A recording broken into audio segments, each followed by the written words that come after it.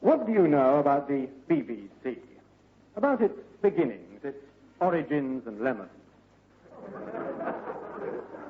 About its lighter side and how it has catered for the national sense of humor in the last 40 years by giving us something really solid to laugh at. Yes, the BBC. We present a history of radio light entertainment, a frank, hard-hitting, no-punches-pulled investigation into how the BBC has developed and how jolly satisfied we all are with it. But first, a few lesser-known facts and figures. Did you know that 3 out of 5 Chinamen leave 2?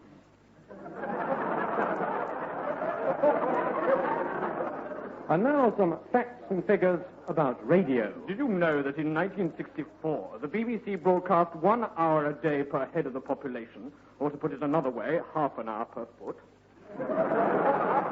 What is the average size of a radio audience? About 5'7". How many people work in broadcasting house? About half.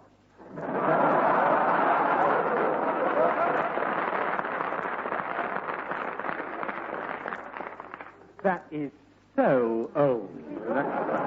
So are the people who work in broadcasting. Who is the man at the top of the BBC? I don't know, but I think he's going to jump. How many outside broadcasts did the BBC produce in 1962? I'm afraid I don't know. Ask me another. What is the signature tune of I'm Sorry, I'll Read That Again? Oh, that's easy. It goes...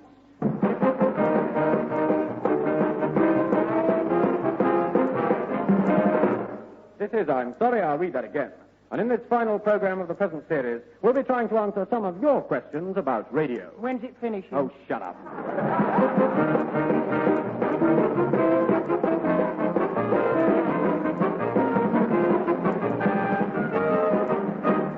The story of radio begins long ago. So come back with me into the dark recesses of remembered time. Oh, cheeky thing. Here we go again. It was not until the beginning of this century that the dream of wireless communication became a reality, when people first managed to get sounds out of a cat's whiskers.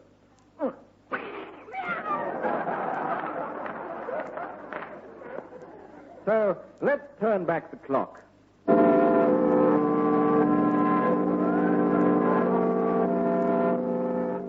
And consider the person who had so much to do with the birth of radio, the celebrated Marconi. Well, Ma, tell us all about it. I remember that day in my attic when I discovered the radio. I said, "Hey, Alberto, what's that funny old box in the corner?" I don't know. Switch it on and see. I'm worried about Jim. And so it all began. Since that day, the globe has been ravaged by 2 world wars. Science has progressed by leaps and bounds. Man has walked in space. But in radio, nothing has changed. I'm still worried about Jim.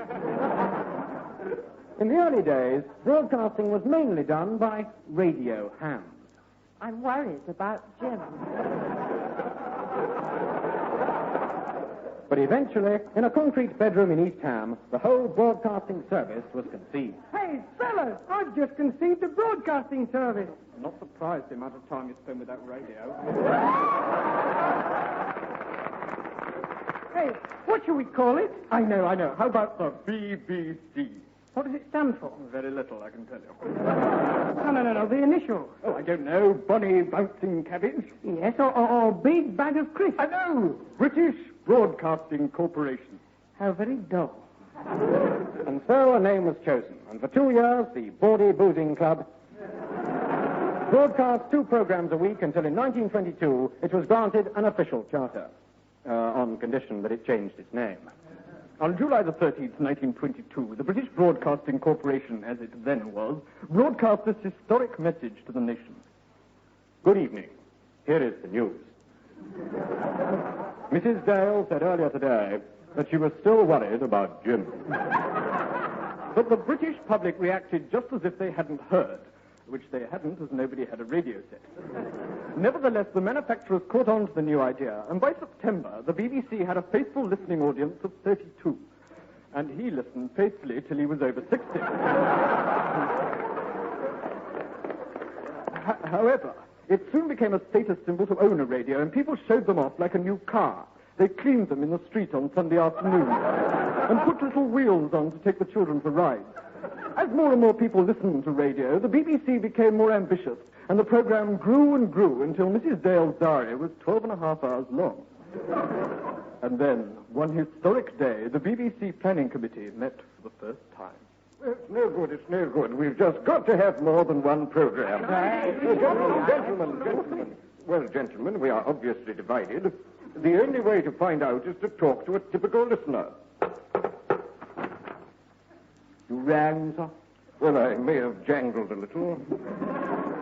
Now, Fothergill, which program on radio do you like most? Mrs. Dale's diary, sir. Ah, yes, but which program do you dislike most? Mrs. Dale's diary. You see? Damnation. And so the controversy raged. Controversy. Until a penniless bank clerk hit upon an idea for a brand new program which was to change the whole face of broadcasting. Hello, Bill. Are you there? Yes, Jean, I'm here. I'm here, too. We're both here, then. It's wonderful to hear your voice again. Is it, Pet? Yes. It really is super. Really? Yes, truly. Do you miss me, Lamb? Yes, very much, Squirrel. Little Lamb misses her big squirrel, then.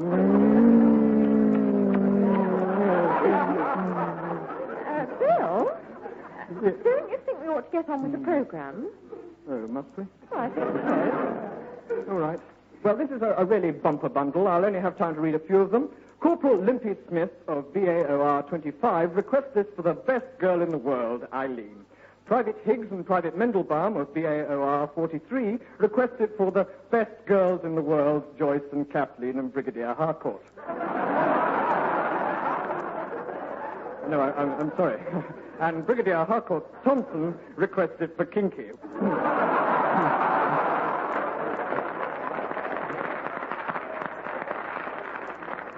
And lots of others. They all ask for one particular record, so we're not going to play it. But instead, we are going to play a new record that we think contains all those different messages that all of you, wherever you are, so badly want to hear.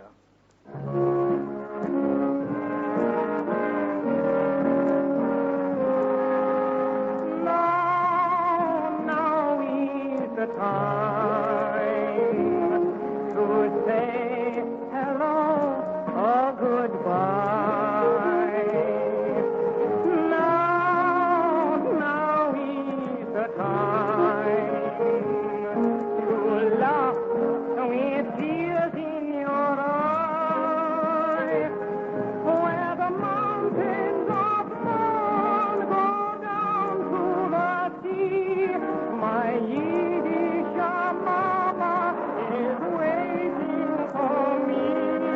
So now is the time to sing and laugh as you cry.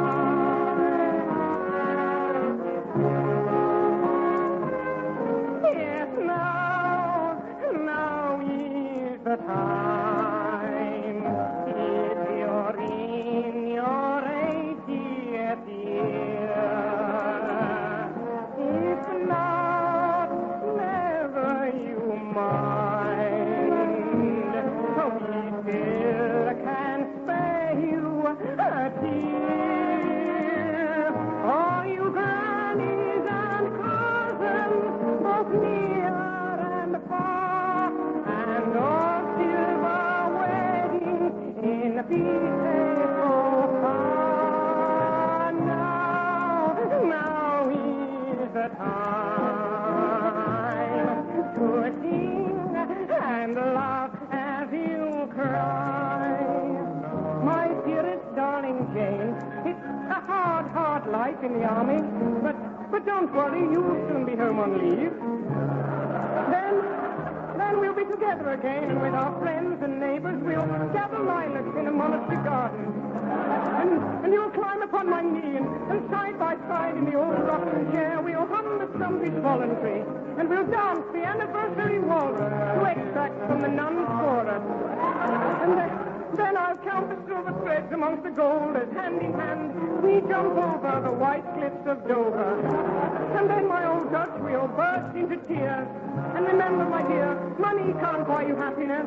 And they'll always be in England. And, oh, don't forget the fruit gums, Mum.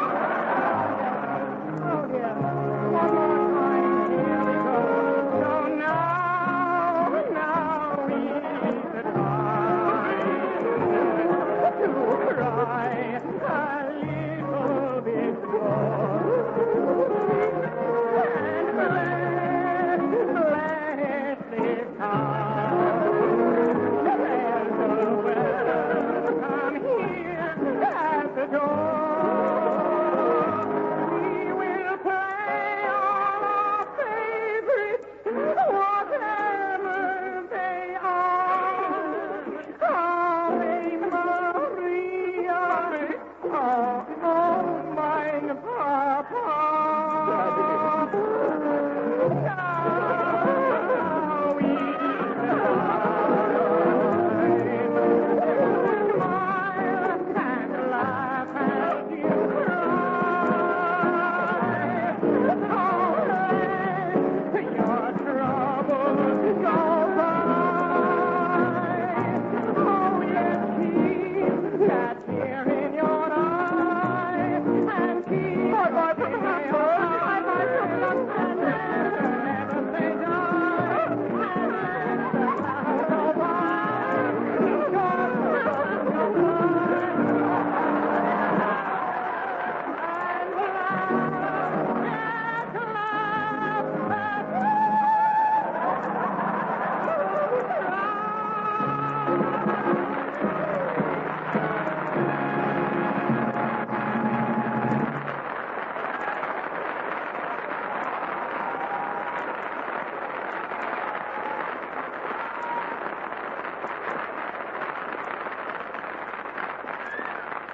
But a new note was creeping into BBC policy. Entertainment. One program in particular stood out in the popularity polls. Bottom by miles. The Archers. It was a series about country folk with ordinary people in mind.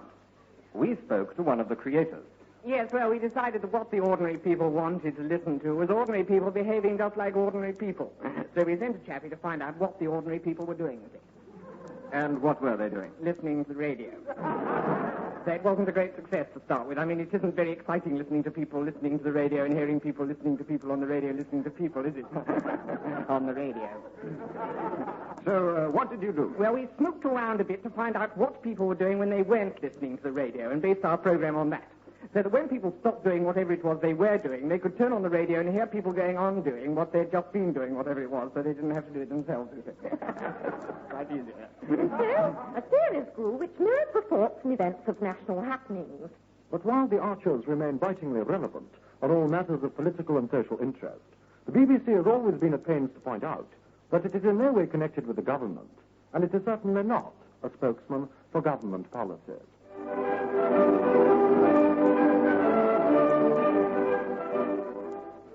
Evening, Jack.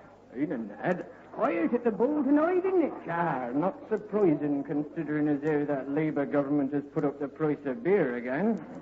It's about time them there MPs up in Westminster thought more about boring old country folk like ourselves and less about their yachts and fancy women, leastways that's how I see it. No, Jack, that's not fair. Oh. Mr. Wilson is a boring old country folk just like you and me, you know.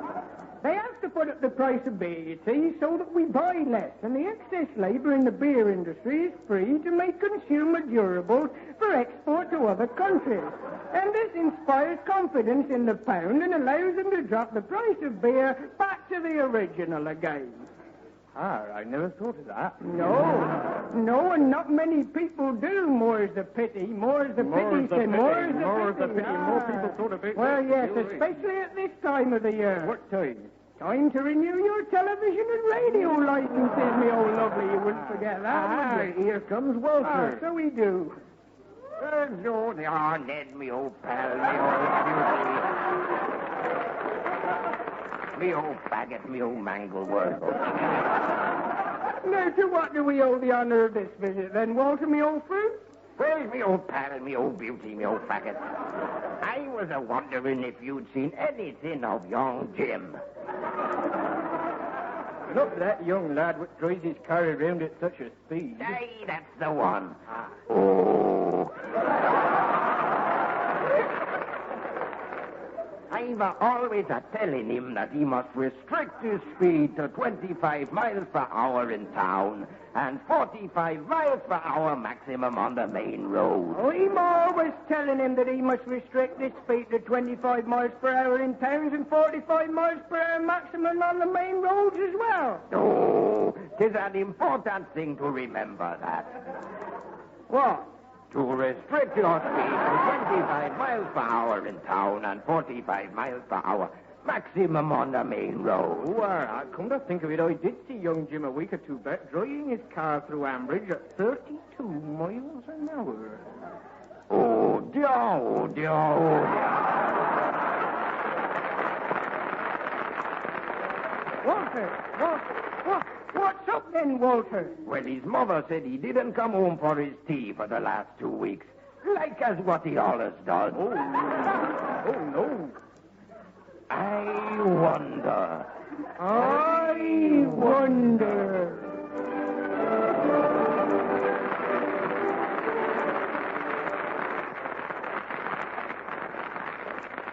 But in spite of all this pandering to the public, the BBC is deeply aware of its duties in maintaining standards of good taste. And there is, of course, a BBC committee devoted to censoring things you might enjoy. I'm sorry. I'll read that again. And there is, of course, a BBC committee devoted to censoring. Things you might enjoy can easily be spoiled by lapses of taste. Yes, it is our duty to safeguard public morals and to spot the filthy, obscene innuendos concealed in apparently a harmless word or phrase. So we are actually planning to introduce a system whereby doubtful words are substituted by a harmless noise, a sort of auditory asterisk. The same system will apply to music. For instance... And then he'd way up the river he would he'd give her then he'd now and then she would tell him when he'd around and then they'd again and then he'd a little further he would and then he'd probably take a few more encores and then he'd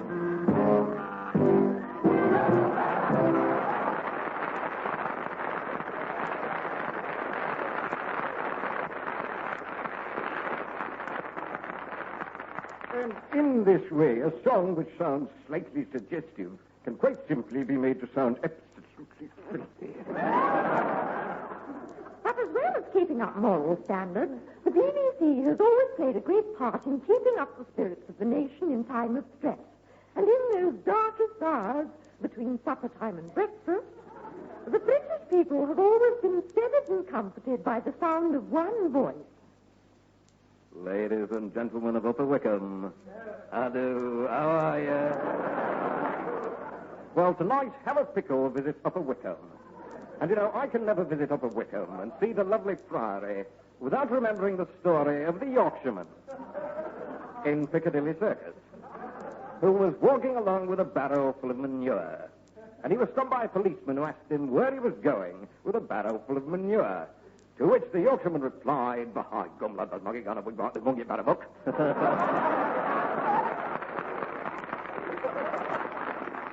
But straight away, let's have our first friend up from the audience. And our first guest, Wilfred, is Mr. Angus McGillicuddy from Wapping.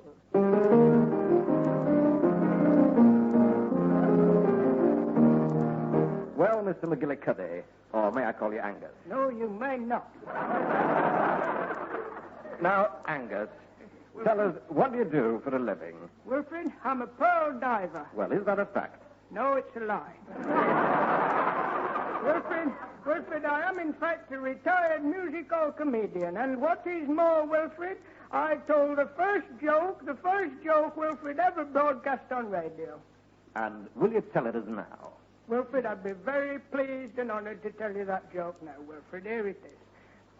My mother-in-law My mother-in-law, she's so fat that when she walks down the street, she looks like... 5 dogs fighting in a sack. You've Very ruined good. me joke, Wilfred. You've ruined me joke. Oh, well, never mind. Now, tell us, have you ever had any embarrassing experiences? No, Wilfred, no. Oh. Well, is there any one thing in life, one thing you enjoy more than anything else in the whole of the world? No? Well, if you were king of the world, is there anything you'd like to see changed? No?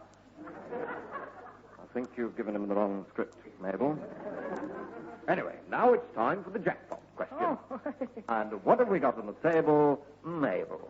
Well, this week, Wilfred, on the table with a tablecloth, some knives and forks, a bottle of brown sauce, and some salt and pepper, and me.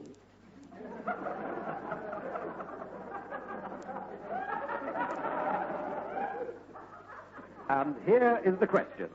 If it takes 2 men 4 years to walk an elephant, how long is a rhubarb tart? I'm going to have a guess, Wilfred. I'll have a guess. 4 weeks and a wombat.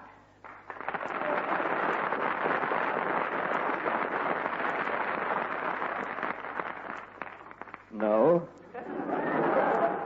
But now it's time for us to go. So join us again next week with Harry Hudson at the piano and Mabel at the table, ready for another spot of homely fun, presenting the people to the people. Until then, cheerio, Upper Wickham. Cheerio.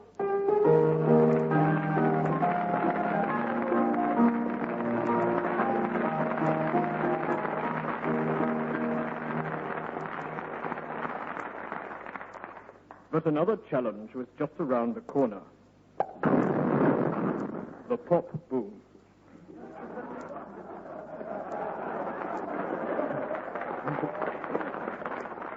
A challenge that still faces the BBC today, and the chiefs are still arguing over how to treat pop music. Take no notice, that will go away. No, I doubt it. I doubt it. But why do people want to listen to this sort of beat music? I mean, we don't have sex on the radio, do we? I wouldn't know, sir. So I suppose this demand for more music will have to be met. Oh, I think we do quite enough, really. I mean, we've got morning music, and those were the days. Yes, that's just the trouble. Unless, of course, we could pop them up a bit. Pop them up a what, sir? It is this kind of forthright, relevant discussion that produces decisions in the BBC, and plans have now been formulated to increase the output of pop music by slightly altering the composition of existing programs. For example, here is a brief rundown of a typical morning next April. 5 a.m. till 7. Swing till 7. 7 till 7:30. Swing till 7:30. 7:30 till 9. Swing into morning. 9 till 1. Swing up to news time. 1 till 1:10. Swing right through news time.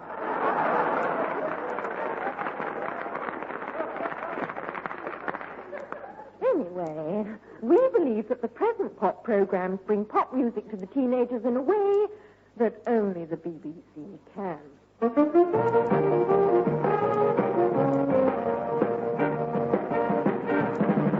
Hello again. It's my favorite Sunday show, Deadbeat.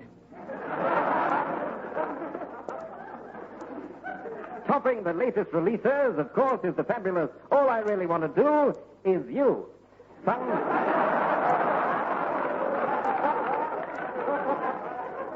Sung by the Birdies. And, of course, the big record in the States this year is, yes, All I Really Want to Do Is You, sung by the Birdies. And so today, live on Deadbeat, we've got All I Really Want to Do Is You, sung by, yes, Angus Prune and Rosie Bedrock. Well, that should be enough to remind you of the real thing. Now, this week's special guests are the boys who made worldwide hits with those fabulous oldies. Mrs. Brown, you've got a lovely daughter, and I'm Henry the Eighth, I am. So here to follow up the new trend for old songs, it's Timothy's Termites.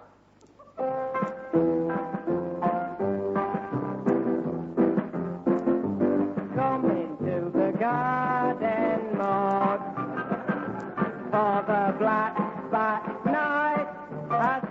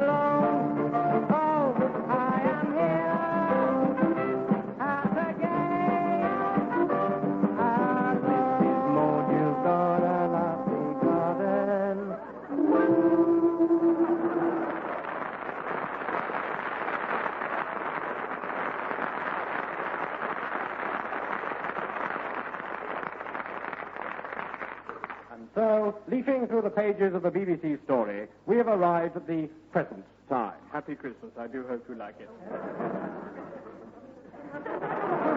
What lies ahead? Who knows? What changes will occur? Who knows? What will the new pattern of broadcasting be? Who knows? Who knows what lies ahead? Who knows? As we close the book for the moment, who knows what may have happened by the time it is opened again? You're tuned to wholesome, unbeatable BBC, bright, breezy, and cheerful. Everybody's favorite auntie. And it's a good evening to you. Time now for the weather. And there it is, friends, till tomorrow. Same time, same spot on the dial, when we'll be introducing another bumper show by saying, Good evening. Here is the news.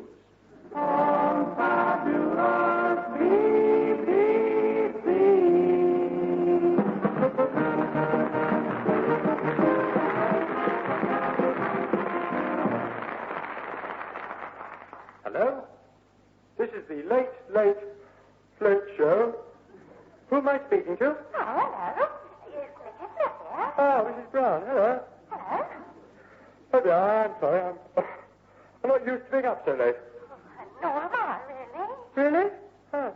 What do you normally do at this hour? Oh, well, I don't think I really want to answer that. No. Well, what would you like to talk about then, Mrs. Green? Well, I just wanted to know who was on that show just now. Oh, yes, well, that was Tim Brooke Taylor, Graham Garden, David Hatch, Joe Kendall, and Bill Oddie. Oh, I Yes. see. Who else is there? Bill Oddie with Tim Brooke Taylor and Graham Garden. And the songs are by Bill Oddie, too. Oh, I see. Are there going to be any more? No. This was the last in the present series of I'm Sorry, I'll Read That Again. Well, who produced it then? Humphrey Barclay.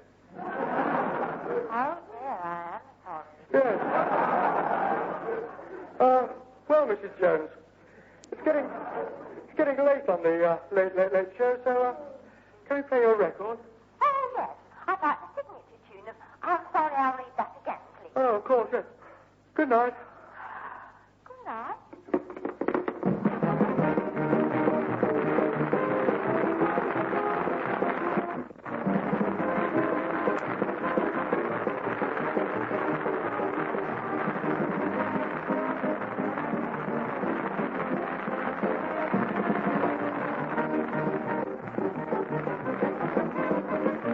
Well, as you've just heard, that was the last in the present series of I'm Sorry, I'll Read That Again.